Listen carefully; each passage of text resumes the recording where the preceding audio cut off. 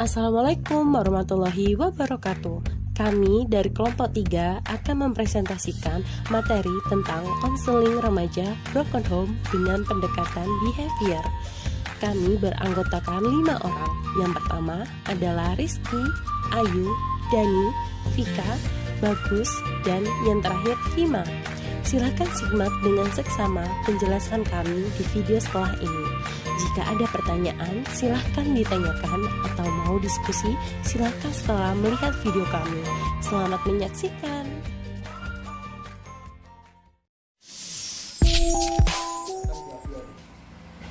Langsung saja untuk sejarah perkembangan dari Stephen Jay dan John P. Gaske 1955 menyebutkan bahwa di kalangan konselor atau psikolog, teori dari pendekatan behavior sering disebut sebagai modifikasi perilaku behavior, modification, dan terapi perilaku behavior terapi.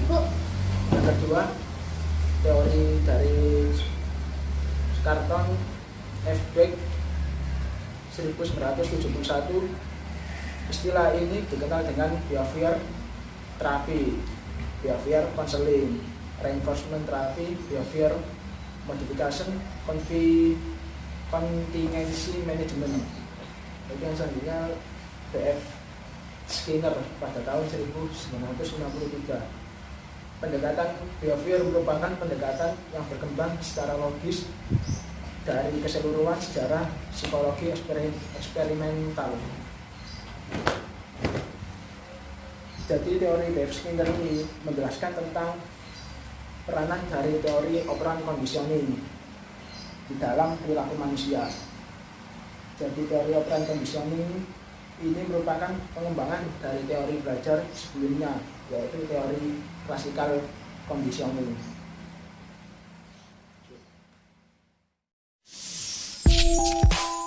Dalam slide selanjutnya, saya akan membahas mengenai pendekatan behaviorisme atau perlakuan. Dalam perspektif behaviorisme, menjelaskan bahwa pembelajaran hanya bermula apabila wujudnya tindak balas terhadap suatu rangsangan yang diberikan. Proses pembelajaran akan diteruskan jika terdapat motivasi ekstrinsik yang sesuai atau sama, ada penuduhan positif atau negatif. Sementara pembelajaran dikatakan berakhir apabila perubahan tingkah laku dapat dibentuk dan dikekalkan. Selanjutnya adalah pengertian dari behaviorisme. Jadi behaviorisme merupakan suatu pendekatan pemikiran yang menekankan peranan pengalaman dalam mengawali tingkah laku. Menurut ahli-ahli behaviorisme, proses-proses penting yang mengawal tingkah laku ini adalah dipelajari. Kedua-duanya yaitu dorongan yang mengaktifkan tingkah laku serta tingkah laku tertentu yang dibangkitkan daripada dorongan ini dipelajari melalui interaksi dengan sekitarnya. Dalam konsep behaviorisme, perilaku manusia merupakan hasil belajar, sehingga dapat diubah melalui manipulasi dan mengkreasi kondisi-kondisi belajar.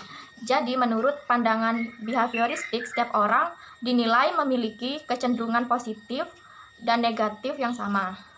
Manusia pada dasarnya dibentuk dan ditentukan oleh lingkungan sosial budayanya.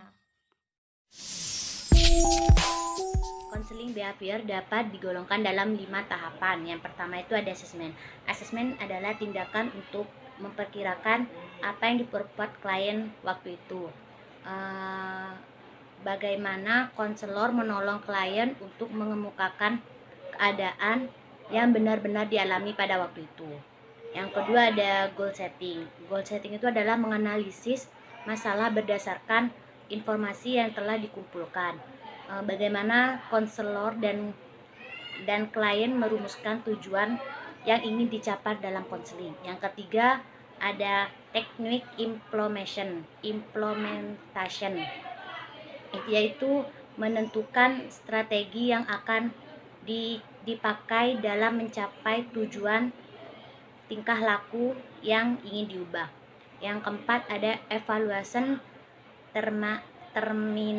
termination, Tahap ini dapat digunakan untuk melihat apakah yang telah diperbuat oleh klien, apakah konseling aktif, dan apakah teknik yang digunakan dalam konseling cocok atau tidak. Yang kelima ada feedback. Feedback ini tahap diperlukan untuk memperbaiki proses konseling. Di sini terdapat 3 hukuman. Yang pertama itu hukuman latihan, yang kedua hukuman kesan, dan yang ketiga hukuman kesediaan. Nah, hukuman latihan ini berkaitan antara rangsangan dan gerak balas yang akan bertambah kukuh jika adanya latihan. Nah, yang kedua itu latihan kesan. Latihan kesan ini ikatan antara rangsangan dan gerak balas yang akan bertambah kukuh jika terdapat kesan yang memuaskan. Nah, yang terakhir ada hukuman kesediaan. Nah, di sini ini adalah suatu ganjaran itu akan terkesan hanya jika ada kesanggupan untuk menerimanya secara psikologis. Saya akan melanjutkan materi tentang deskripsi kasus yang kami angkat dalam konseling ini. Nah, kasus ini kami mengambil subjek yang mengalami broken home. Sudah familiar banget kan ya tentang broken home. Nah, subjek ini memiliki keluarga yang tidak harmonis atau broken home pada saat dia berusia remaja, yaitu sekitar usia 17 sampai 18 tahun, di mana dia duduk di bangku SMA. Kejadian ini lebih tepatnya saat dia mau masuk ke perkuliahan. Peristiwa yang dialami subjek kami ini bermula ketika dia pulang sekolah dan dia diceritakan oleh mamanya bahwa ayahnya sudah pergi. Subjek ini taunya cuman mungkin ayah pergi, mungkin karena ada pekerjaan ya. Ya, ayahnya kan pelayar, jadi mungkin udah terbiasa ditinggal berbulan-bulan. Akan tetapi saat subjek pulang ini dan dijemput oleh mamanya, di tengah jalan dia diberitahu oleh mamanya bahwa mamanya akan pisah sama ayahnya. Subjek nggak tahu apa-apa tentang hal ini. Yang subjek tahu, mamanya akan berpisah, orang tuanya akan berpisah. Itu artinya mereka akan bercerai. Ya iyalah. Nah, subjek nggak berani tanya tentang hal itu lebih banyak karena mungkin tahu posisi mamanya saat ini sedang terpuruk.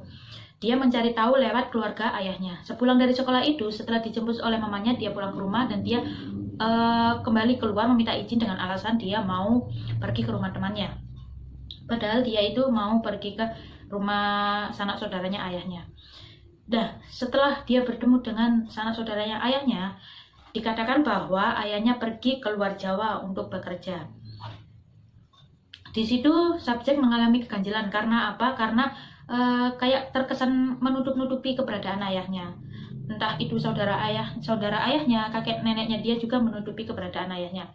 Itu bermula karena pernikahan mereka dari awalnya tidak disetujui oleh kedua orang tua dari orang tua subjek, alias ayah sama mamanya si subjek ini awalnya tidak setuju. Akan tetapi mama sama ayahnya itu mempunyai tekad yang kuat bahwa mereka bisa membuktikan bahwa mereka itu bisa. Mereka itu cinta satu sama lain. Tapi mungkin ya takdir ya yang memisahkan ya. Nah, si subjek ini sempat dijemput paksa sempat mau dibawa sama keluarga ayahnya karena subjek ini anak kesayangan dari mamanya. Mungkin bermaksud untuk mengambil alih asuh mungkin ya. Akan tetapi si subjek ini nggak mau karena dia tahu bahwa dia ingin saat itu dia berpikir bahwa dia ingin membahagiakan mamanya dahulu dan adik-adiknya juga.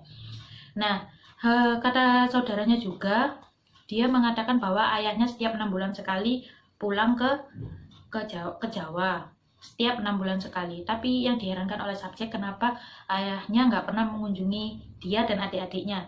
Setidaknya kalau tidak mau mengunjungi mamanya atau mantan istrinya, kunjungilah anak-anaknya dan kasihlah mereka nafkah. Semenjak itu subjek nggak pernah dikasih nafkah sama sekali oleh ayahnya, sepeser pun. Nah, saat dia lulus SMA, dia ingin sekali melanjutkan kuliah, akan tetapi dia sadar bahwa dia tidak akan melanjutkan kuliah karena biayanya yang sangat mahal. Dan dia juga berpikir bahwa kasihan sama mamanya juga dan adik-adiknya yang masih kecil, mereka juga perlu bersekolah. Tapi subjek juga, satu sisi subjek punya keinginan untuk kuliah. Dia punya keinginan yang sangat tinggi. Dan dia mempunyai satu jalan keluar. Akhirnya dia dibantu oleh omnya. Dia tes mandiri, dibantu oleh omnya. Semua administrasinya dibayari sama omnya. Dan alhamdulillah dia masuk ke perguruan tinggi sampai sekarang. Nah, subjek ini awalnya itu tidak memiliki rasa benci sama ayahnya, akan tetapi semakin lama kelamaan dia mungkin, kok ayahku nggak bertanggung jawab ya, kok ayahku nggak pernah ngasih kabar ya, dia itu kurang respect lagi sama ayahnya. Mungkin dia juga bilang, saya itu kecewa sama ayah saya, benar-benar kecewa. Kalau misalnya dia mau bercerai, setidaknya bisa diomongkan baik-baik. Kalau misalnya masalah ekonomi, setidaknya bisa diperbaiki. Atau untuk masalah pekerjaan, bisa dibicarakan secara baik-baik, tidak dengan cara pergi meninggalkan mama dan adik-adiknya secara tiba-tiba. Itu yang membuat subjek sangat sakit hati sama ayahnya. Sampai sekarang, subjek belum bertemu lagi sama ayahnya. Karena keluarganya ayahnya juga menutup-nutupi keberadaan dari ayahnya. Nah, subjek juga bercerita bahwa saat itu ibunya benar-benar sangat stres, kayak orang linglung. Ya, namanya juga orang kalau lagi punya masalah dan mungkin itu masalah terberat yang dihadapi oleh ibunya. Ibunya benar-benar stres dan subjek juga bingung harus ngapain. Keadaan ini membuat subjek sedih, sedangkan adik subjek selalu menanyakan keberadaan ayahnya.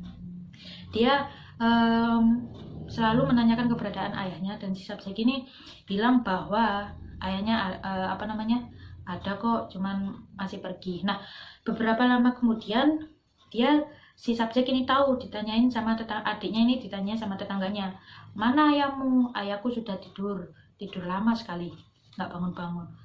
Dan subjek mungkin si subjek mungkin sudah nggak bisa berkata apa-apa lagi ya. Mungkin dia juga sudah tahu bahwa ayahnya itu sudah pergi meninggalkannya.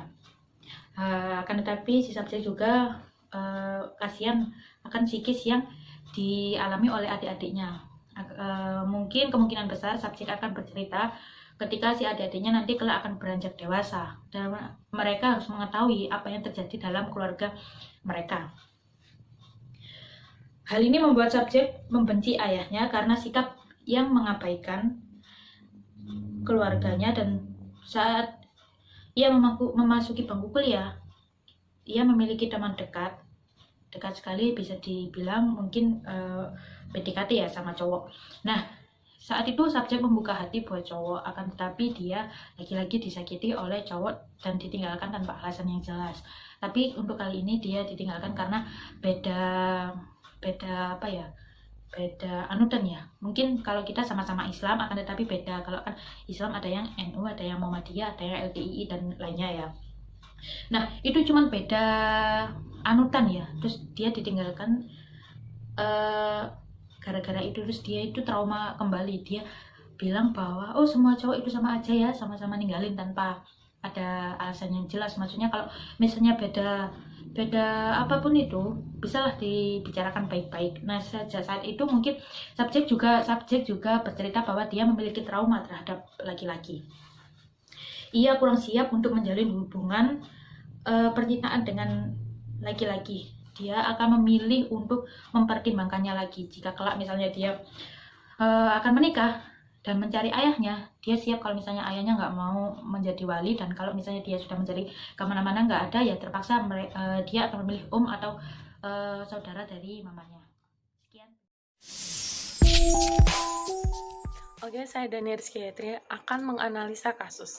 Dari kasus di atas, di mana dampak dari broken home yang dialami pada dampak psikologis pada Mawar dan juga keluarga mereka mengalami ketidakstabilan emosi dan kesedihan yang mengakibatkan Mawar mempunyai trauma terhadap laki-laki.